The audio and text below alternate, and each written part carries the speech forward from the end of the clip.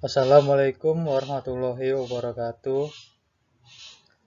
Sebelum mempresentasikan hasil kerja program dari saya, perkenalkan terlebih dahulu, saya bernama Rio Haryandi, kelas A4 dengan NIM 200 130 175 berasal dari jurusan Teknik Industri.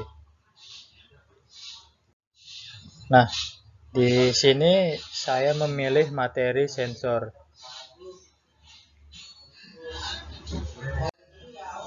Selanjutnya, apa itu pengertian sensor?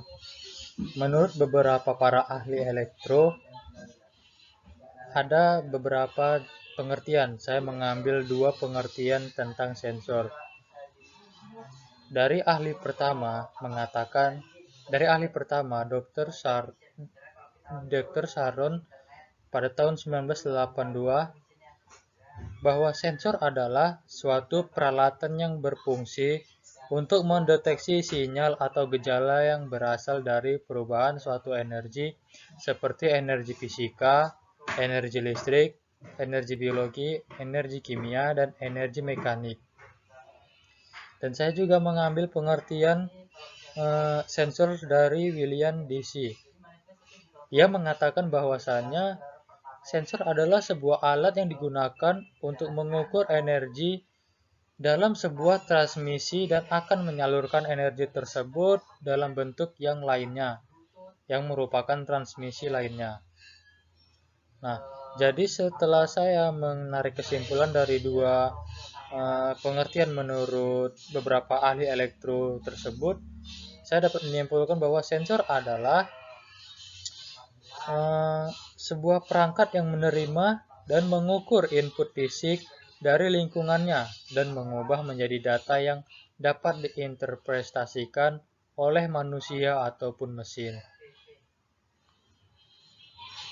Jadi secara intinya, sensor bekerja tidak berdasarkan perintah atau instruksi dari sistem atau manusia, melainkan karena dia menerima trigger atau pemicu dari luar atau sekitaran lingkungan dia. Begitu, Ki. Selanjutnya, kita memasuki klasifikasi sensor. Untuk sensor sendiri terbagi menjadi beberapa bagian. Yang pertama itu ada sensor pasif. Sensor pasif adalah jenis sensor yang menghasilkan sinyal output tanpa mengeluarkan pasokan listrik dari eksternal.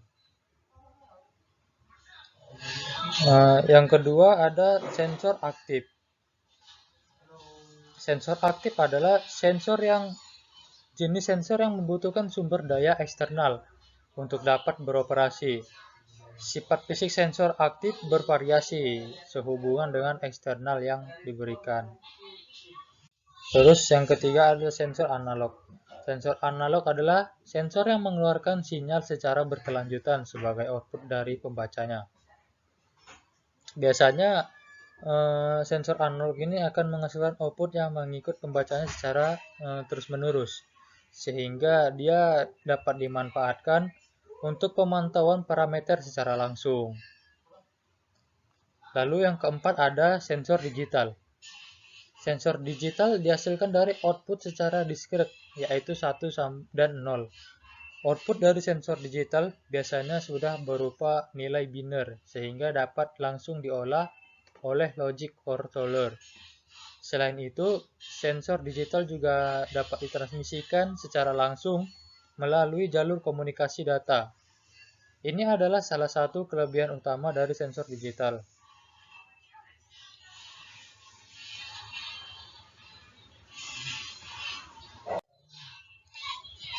Selanjutnya ada jenis-jenis sensor. Yang pertama ada proximity sensor. Proximity sensor adalah sensor yang mampu mendeteksi kehadiran objek di sekitar tanpa menyentuh atau melalui kontak fisik. Sensor proksimitas memancarkan medan elektromagnetik atau sinar radiasi elektromagnetik atau inframerah dan mencari perubahan dalam medan atau sinyal yang kembali. Jadi maksudnya di sini adalah si sensor proximity ini dia dapat mengetahui jarak antara kedua benda. Misalnya, kita meletakkan sebuah sensor proximity pada sebuah mobil A dan juga meletakkannya di pada mobil B. Sehingga ketika kedua benda tersebut berjauhan, maka kita akan tahu berapa jarak antara kedua mobil tersebut. Yang kedua, sensor suhu. Sensor suhu adalah alat yang digunakan untuk mengubah besaran panas menjadi besaran listrik yang dapat dengan mudah dianalisis besarnya. Nah, untuk sensor suhu sendiri sering dapat kita jumpai di beberapa tempat umum misalnya, dan ini merupakan contoh bentuk gambar dari temperatur sensor. Nah, di situ ada 3 bagian, ada batang GND, yang di tengah ada batang data, yang di sebelahnya lagi ada NCC yang nantinya akan disambungkan oleh kabel untuk mengukur temperatur yang terdeteksi. Biasanya juga sensor ini kita jumpai di alat-alat rumah tangga, misalnya dari AC, kulkas, atau peralatan-peralatan lainnya yang berhubungan dengan suhu. Dan sering kita jumpai juga di tempat-tempat umum seperti itu, misalnya di bandara. Apalagi di sekarang ini lagi musim COVID, sehingga kita memerlukan alat yang bisa mengecek temperatur suhu seseorang apakah dia terkena positif atau negatif. Sensor yang ketiga ada sensor ultrasonik. Sensor ultrasonik adalah sebuah sensor yang memiliki fungsi untuk mengubah besaran fisik atau bunyi menjadi besaran listrik dan juga sebaliknya. Jadi di sini ada contoh gambar merupakan dari sensor ultrasonik. Sensor ultrasonik sendiri didesain atau dirancang untuk menangkap atau mengubah suatu getaran bunyi diubah menjadi getaran listrik. Sensor ini juga bekerja secara non-kontak atau tidak bersentuhan langsung dengan manusia. Sebab sensor ultrasonik bersifat mirip seperti sinyal radio, yaitu membaca gelombang ultrasonik yang ada di sekitarnya. Sensor ini bekerja berdasarkan sifat gelombang suara dengan frekuensi lebih besar daripada jangkauan. Contohnya itu yang paling terkenal saat ini adalah sonar atau sound navigation and ranging.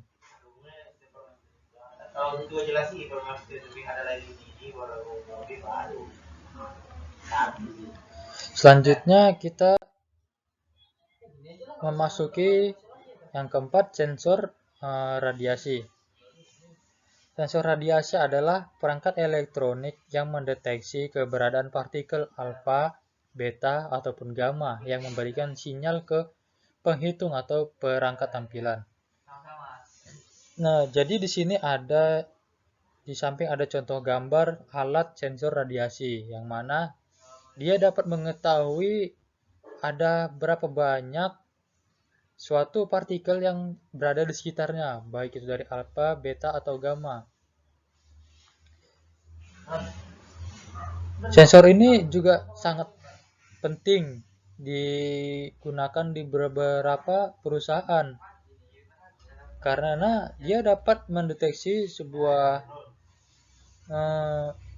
banyaknya radioaktif di suatu perusahaan sehingga dia dapat mengurangi atau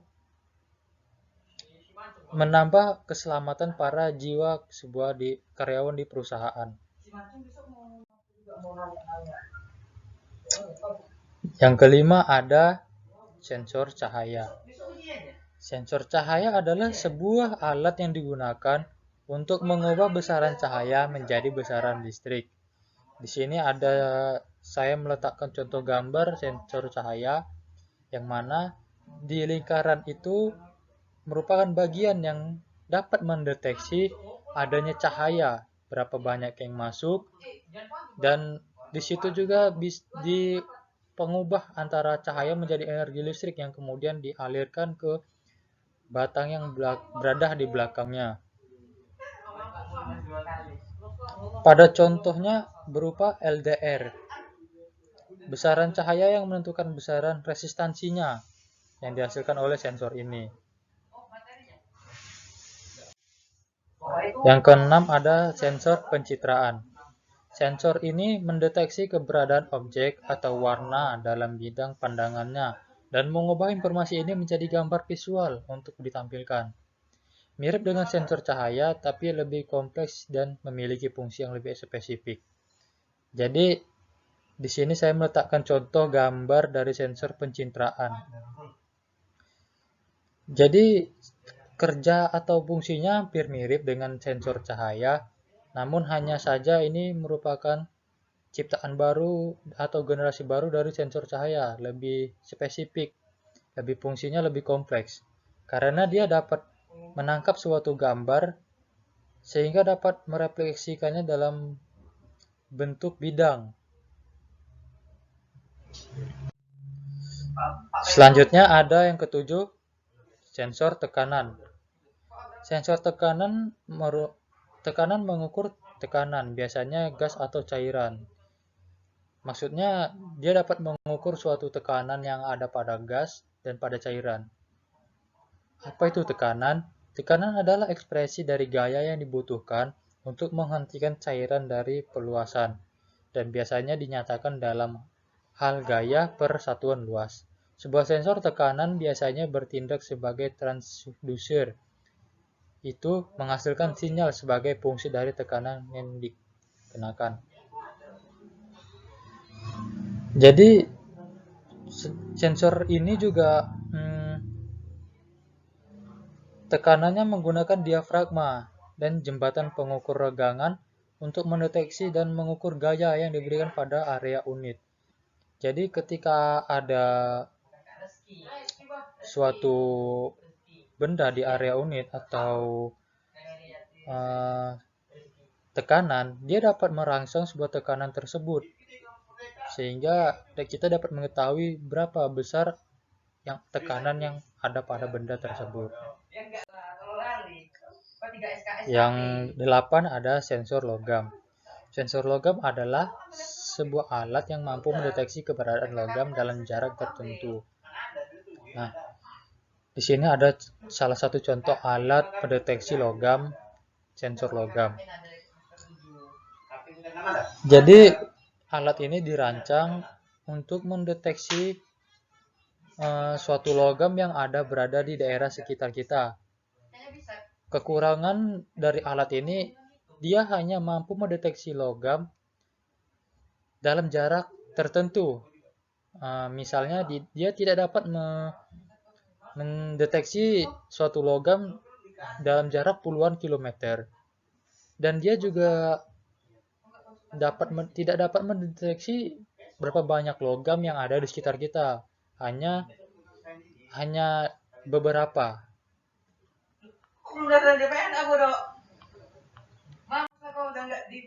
Sensor kelembapan. Sensor kelembapan atau humidity adalah perangkat elektronik yang mengukur jumlah air di udara dan mengubah pengukurannya tersebut menjadi sinyal dan dapat digunakan sebagai input. Sensor ini banyak dimanfaatkan dalam industri agrikultur. Nah, jadi setelah kemajuan dengan teknologi, suatu industri agrikultur membutuhkan alat yang bisa mendeteksi suatu kelembapan yang berada di suatu lingkungan yang akan dia buat suatu proyek. Nah, untuk mendeteksi kelembapan itu, dia menciptakan sebuah alat sensor berupa sensor kelembapan yang dapat mendeteksi berapa kelembapan suhu yang berada di sekitar atau kelembapan suatu tanah misalnya, dia dapat mengukur berapa kelembapannya, apakah dia cocok untuk ditanami atau ditumbuhkan suatu tumbuhan. Selanjutnya ada faktor penting pada sensor. Faktor penting yang pertama ada jenis. Sudah jelas bahwa jenis sensor akan menentukan penerapan dan penggunaannya. Tapi perlu diingat bahwa jenis ini dapat diperhatikan secara spesifik karena seperti dilihat sebelumnya, ada sensor yang memiliki kemiripan fungsi tapi akan sangat berbeda tergantung penerapannya. Nah, artinya ada sebuah sensor yang diciptakan, dia memiliki fungsi yang sama, tapi secara kita teliti, kita pakai, dia memiliki fungsi yang berbeda secara spesifik. Contohnya tadi bisa yang ketika saya jelaskan ada sensor cahaya dan sensor pencitraan. Nah, di sini secara garis besar dia memiliki fungsi yang sama, namun secara spesifik sensor pencitraan dia lebih spesifik, lebih maju, memiliki fungsi yang lebih detail. Baru yang kedua ada aplikasi. Aplikasi dari sensor itu sendiri harus jelas sebelum digunakan. Jika digunakan dalam lingkungan yang berat, maka sensor yang dipilih juga harus memiliki ketahanan yang mudah memberikan false reading. Nah, artinya ketika suatu sensor diciptakan, ada yang namanya uji coba. Nah, di situ kita dapat melihat serta mengukur kekurangan alat sensor kita yang ciptakan tersebut. Apakah dia mampu bertahan dalam kondisi dipakai secara terus-menerus atau dalam jangka waktu tertentu. Selanjutnya, waktu respon. Sensor waktu respon yang beragam. Hal ini penting untuk memperhatikan karena dibutuhkan waktu respon yang cepat. Maka sensor yang digunakan harus sesuai. Perbedaan waktu respon dapat mempengaruhi sistem secara keseluruhan. Nah, maksudnya di sini adalah ketika suatu sensor dihadapkan ke suatu benda atau objek, sensor tersebut harus dapat membaca secara cepat dan menghasilkan tangkapan atau interaksi dari luar lingkup sekitar dia. Jika dia menerima sensor dalam waktu yang lama, maka dia dapat mempengaruhi hasil dari sensor keseluruhannya. Selanjutnya ada contoh penerapan sensor. Yang pertama, otomotif. Dapat dilihat langsung di kendaraan yang kita gunakan. Sensor banyak diterapkan di dalam mobil masa kini. Yang paling mudah adalah proximity sensor untuk kebutuhan parkir. Nah, untuk di otomotif sendiri bukan hanya di mobil, tapi di kendaraan lain juga bisa atau benda-benda lain seperti saya jelaskan tadi. Sensor ini dapat mengukur suatu jarak kedua benda, berapa jauh jarak kedua benda tersebut berjauhan, sehingga kita dapat mengetahui berapa jauh letaknya. Yang kedua, rumah tangga. Sensor biasanya bekerja secara tersamarkan melalui beberapa perabot rumah tangga. Akan tetapi, sensor juga dapat diterapkan secara langsung sesuai fungsinya, misalnya untuk smoke detector pada dapur rumah tangga. Nah, sensor maksudnya di sini sensor pada rumah tangga dia diterapkan menurut sesuai fungsinya. Biasanya dia bekerja untuk mendeteksi, contohnya pada peralatan dapur, dia akan mendeteksi suatu suhu di temperatur pada suatu dapur tersebut yang bisa menyebabkan hal yang tidak diinginkan terjadi, misalnya panas suatu kompor. Ketika melebihi dari kapasitas suatu suhu tersebut, dia dapat mendeteksi suhu yang berada di dapur kita tersebut. Industri pabrik yang ketiga.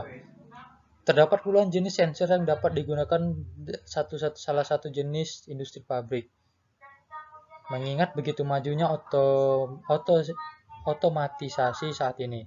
Dengan adanya sensor, banyak pekerja manual bisa digantikan secara otomatis. Nah, bukan hanya sensor tertentu, banyak sekali sensor yang digunakan di industri pabrik. Banyak sekali perusahaan menggunakan sensor pabrik ini untuk mengurangi atau membuat suatu karyawan ini pekerjaannya menjadi lebih mudah. Kita misalkan sensor yang dapat mendeteksi sebuah logam, nah, atau ultrasonik tadi, dia dapat mendeteksi bahwa adanya gelombang yang sangat berbahaya bagi suatu karyawan. Itu salah satu contohnya. Nah, kemudian sebelum juga kita masuk ke suatu area industri, biasanya di suatu perusahaan mengadakan namanya cek suhu. Nah, di situ kita memerlukan sensor yang berperan untuk mengecek suhu suatu karyawan tersebut. Yang keempat ada kesehatan. Dalam situasi pandemi COVID-19, kita melihat penerapan sensor yang ada di mana-mana dalam kegiatan dengan kesehatan, yaitu termogan. Berbeda dari termoklasik, termogan dapat mendeteksi suhu tanpa kontak fisik dan merupakan contoh sederhana penerapan sensor dalam dunia kesehatan. Nah, maksudnya di sini adalah di masa pandemi ini pihak di bidang medis atau keperawatan menciptakan alat sensor suhu secara otomatis yang dapat menerima suhu dari suatu orang ataupun sekelompok orang, sehingga dia dapat mengetahui suhu seseorang tersebut, apakah dia standar suhunya atau melebihi dari kapasitas yang sudah ditentukan oleh di tempat-tempat tersebut.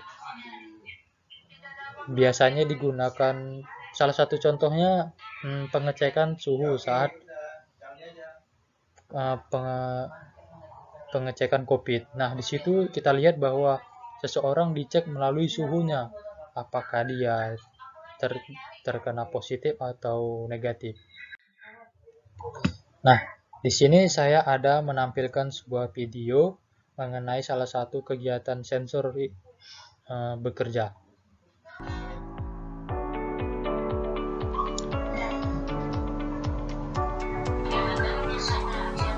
Nah, di sini ada alat pendeteksi suhu tubuh otomatis. Nah, di sini digunakan adalah sensor suhu. Dia mampu mengecek suhu seseorang yang berada di depan dia atau berada di sekitar dia secara otomatis.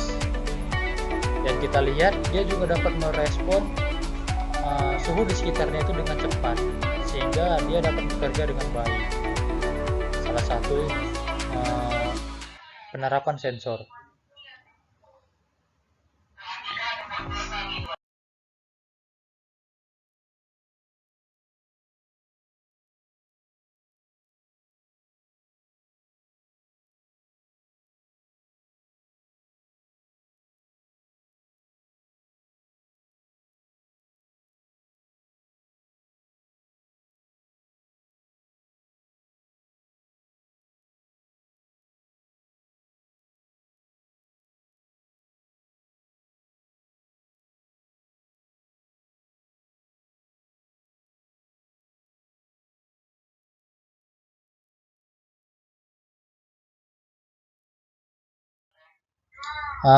Baik, sekian presentasi dari saya mengenai sensor. Lebih dan kurangnya saya mohon maaf. Saya sudahi dengan wabillahi taufiq wal hidayah. Wassalamualaikum warahmatullahi wabarakatuh.